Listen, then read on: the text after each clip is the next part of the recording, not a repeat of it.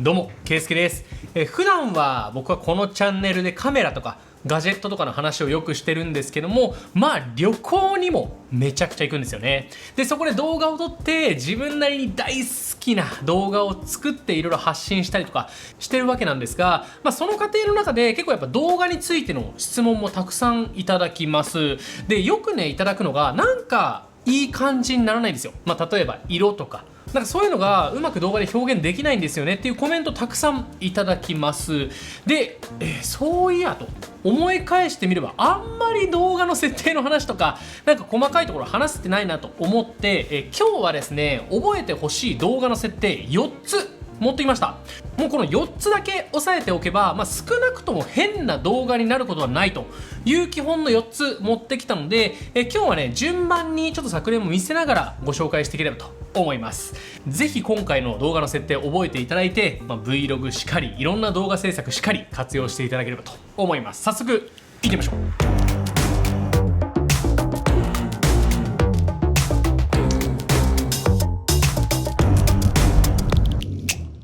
はい、髪ピョンってしてない？これか？はい、ということで、今日は動画の話ですね。僕も今年3回4回ぐらい海外に行っていて、で8月の末にはアイスランドに行く予定もあります。またそこでね、たくさん動画を撮ってくるんで、ぜひね、その動画も気合い入れて作りますので見てくれると嬉しいんですが、で僕が動画を撮影する時にもう本当にいろんなカメラ使うわけなんですけども、そのカメラ共通して入れてる設定です。それを今回ご紹介していきます。で、分かりやすいところから、まず分かりやすく違いが出るところから、なんでこういう設定にしてるのかっていうのも含めて紹介していきたいと思います。ということで、まずは1つ目、フレームレートです。フレームレートって聞いたことありますでしょうか？動画って極論言うと静止画からできてるんですよ。1秒間に何枚の静止画を挿入して動画を作りますかっていう話がフレームレートの話ですね。フレームレートの単位は FPS って言ったりするんですけども、フレームパーセカンド、1秒間に何枚の静止画があるかって話ですね。で、これは僕は 24fps にしています。でもこれは好みの話なんですけども、この動画も 24fps っていうもので撮っています。で、よくあるのは24、30、60、この3パターンですね。で、24っていうのはよく映画とかで使われる、ちょっとカクついてるような雰囲気の映像になっています。で、30p っていうのが主にテレビとかで使われる映像ですね。で、60p になるとより一層滑らかな映像表現になるので、僕が見てるガジェット YouTuber さんとかは 60p で出してることもありますね。ただ僕はこの雰囲気がすごく好きなので 24fps で撮影しています。で、このフレームレートっていうのはスローモーションの世界でもよく使われるんですよね。例えば 24fps で最終的に出力しますよ、今この映像みたいに出力しますよっていう時に 2.5 倍スローにしたいという風になったら 60fps で撮っておけば 2.5 倍のスローになりますよね。60割る24で 2.5 倍になります。で、これは1秒間60枚だったのを1秒間24枚にしてあげるとビヤッと尺を伸ばすことができるんで、これによってスローモーションになるという形になっています。なので最終 30fps で書き出す場合は 60fps で撮ってれば、2倍のスローモーションできるよという形になります。なので僕が旅行行くときはだいたい 24fps と 60fps で撮ることが多いかな。ただですね、これちょっと自分の経験上感覚的な話になるんですけども、60fps で撮った素材っていうのを通常の速度で流す場合で最終書き出しを 24fps にする場合ってちょっと違和感が出ると僕は思うんですよ。っていうのも若干感覚が違うんですよね。わかるかな？ちょっと難しい話になるんでちょっと飛ばしてもいいんですけども、もし 60fps で撮った場合って1秒間に60枚あるじゃないですか。で、それを最終 30fps で書き出すよっていう場合はそれをただ半分にすればいいだけなので、滑らかな普通の動画ができるわけですよ。なんですけども 24p で書き出したい場合っていうのはちょうど 24p で書き出すタイミングっていうのにフレームがないと思うんですよね。ちょうど割り切れないじゃないですか。60を30で割れば2個に1個こうバッて落とせばいいけど、60を24で割ろうとすると 2.5 になっちゃうから、点5なんてフレーム存在しないから、違和感が出るんじゃないかなと思ってます。僕はその違和感がすごく嫌なので、やっぱ等倍で撮影するときは 24fps で撮影して、あくまでスローモーションにするときは 60fps とか、はたまたもう少し高い 120fps とかのフレームレートで撮れるカメラであればそれで撮ったりもします。ちょっと若干ね、難しい話に入ったんですけども、そんな感じで僕はフレームレートを決めています。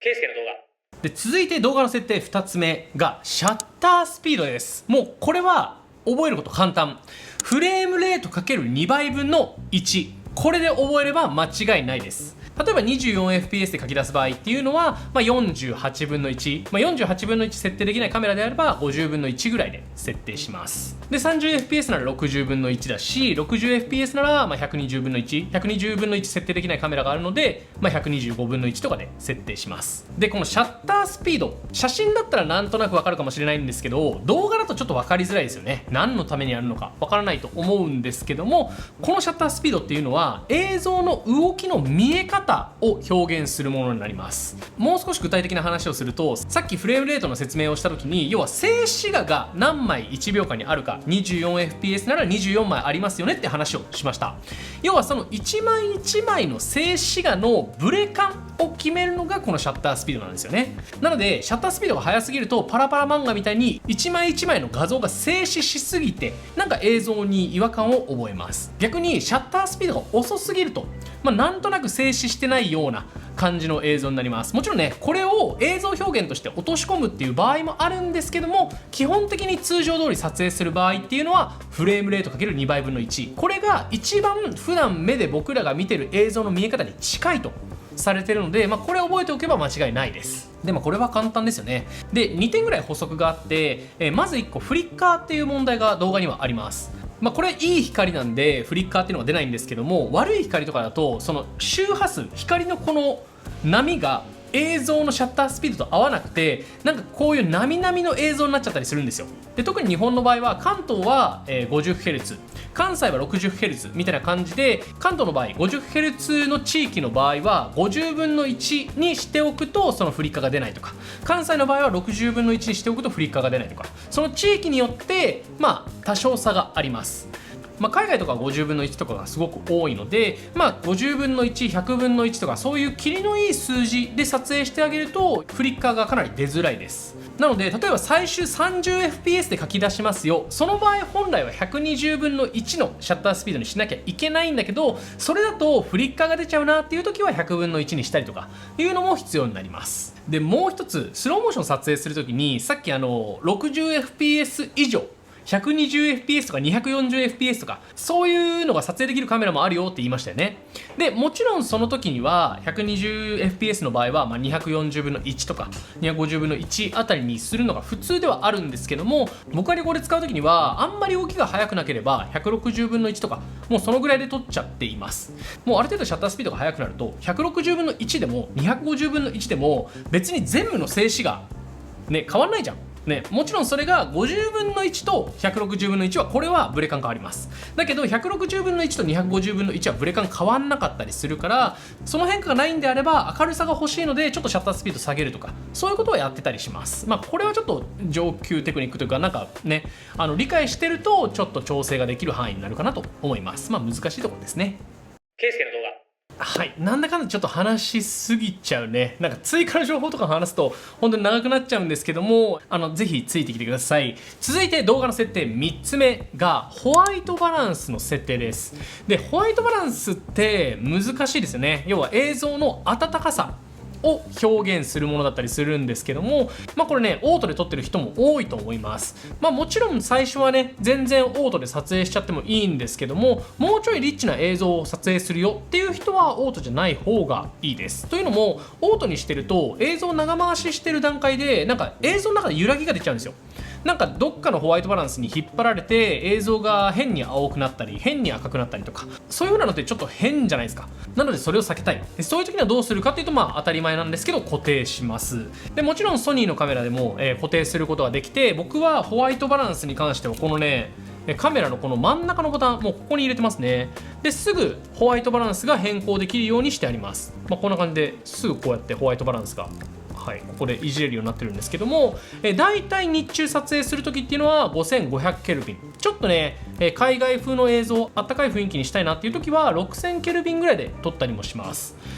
僕が日中撮るときはちょっとあったかい映像にしたいので、6400ケルビンとかそのぐらいで撮影することもありますね。ただちょっとそれはね場合によってなんですけど、大体日中の場合は、5500から6000ケルビンぐらい、ちょっと暖かくしたいんであれば6500ケルビンぐらいを目安にしてくれるといいかなと思います。例えばこう居酒屋とかってちょっとあったかい色の照明があるじゃないですか。そういう黄色みがかった照明を使っている場所で撮影する場合っていうのは、もう少しホワイトバランスのケルビンっていうのを下げて、だいたい3800ケルビンぐらいで撮影しています。3800から4200の間ですね。そのぐらいで撮影するようにしてます。もしくはこのね設定がちょっと難しいよという人がいる場合にはですね、オートホワイトバランスロックというものがあります。これですね、カメラの設定から、ボタンのカスタマイズで、これで最押し AWB ロックっていうのがあります。要はホワイトバランスで撮っていい感じの色になったなと思ったら、このボタンを押すとそこでホワイトバランスをロックしてくれるという機能があったりします。これを使ってあげると、わざわざホワイトバランスを自分で固定せずともオートで撮って、そのオートで撮った値っていうのをロックできるという機能があったりもするので、それを使ってあげてもいいかなと思います。僕は結構微調整したい派なので自分で設定したいんですよ。なので全部マニュアルでやっちゃってるんですけども、マニュアルできないよって人はまずこのホワイトバランスをロックするっていうところからやってあげてくれると嬉しいなと思います。ケイスケの動画で、基本の設定3つ紹介してきたんですけど、もうほんと4つ目は最後解像度ですね。 4K で撮るかフル HD で撮るか、はたまた 8K で撮るか、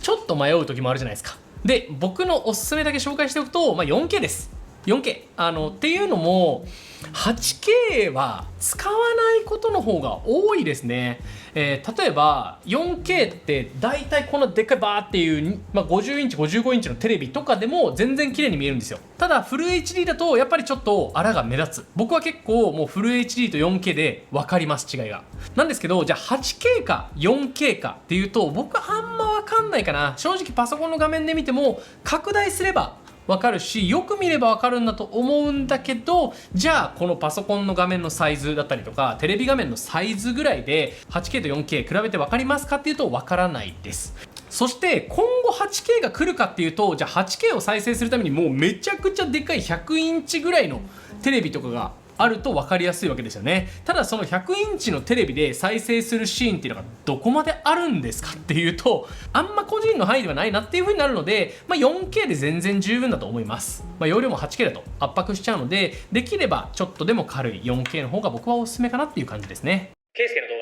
はい、ということで紹介していきました。最後に僕が普段、Vlog とかでやってる設定ちょっとここに出しておきます。ぜひねスクショとかしてくれればと思うんですけども、普段歩き撮りとかで撮影するときは 24fps で撮影して50分の1のシャッタースピードにしています。で、ちょっとスローモーションを撮りたいよっていう場合には 60fps で、シャッタースピードは100分の1にして撮影しています。で、ソニーのカメラの場合っていうのは、特に僕の使ってる α1M2 とかは120fps だと手ブレ補正が1台弱くなっちゃうんですよね。で、結構この差が激しいので、手ブレ補正を効かせながらスローモーション使いたいっていうシーンでも 60fps をよく使います。やっぱグッと引き込まれるようなスローモーションっていうのは60だと全然足りないので 120fps にしてジンバルに乗っけて、でシャッタースピードはだいたい160分の1とか、もちろん上げれるときは250分の1とかにしたりもするんですけども、そのぐらいで撮影をしています。はい、ということで熱くなんか語ってきてしまいました。ちょっと設定説明するだけでこんだけ話しちゃうんだなっていうくらいちょっと話しちゃいましたね。でもたまには自分がね実際撮ってる撮影設定っていうのも気になる人多いと思いますので、定期的に発信していけたら嬉しいなと思います。その他ね、こういうシーンではどうですかとか、あとこういう時の設定どうしてますかみたいな質問もねいただければ動画にできるかもしれないので、ぜひねコメントの方書いてくれると嬉しいなと思います。ということで今回の動画はこの辺にしたいと思います。今回の動画いいと思ってくれた方は高評価ボタン、チャンネル登録もぜひよろしくお願いします。それではまた次の動画でお会いしましょう。バイバイ。